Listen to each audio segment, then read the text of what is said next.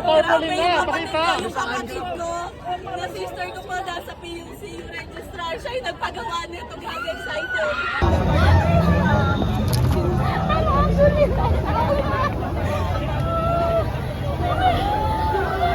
Can't take na po.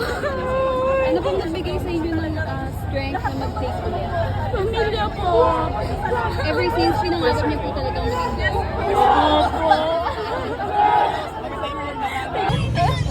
Oo, pasado nga lawyer ka na.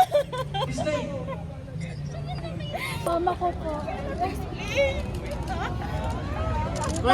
Para sa papa ko po. Saan po ang dad mo? Po? Saan po ang papa niyo? Wala na po. Iniwan na po.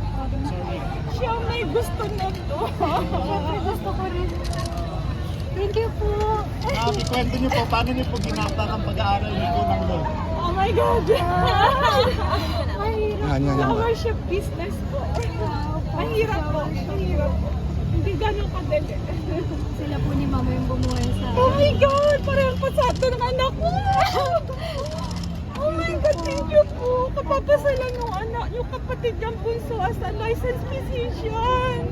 Ngayon po, yung swerte po na ako din po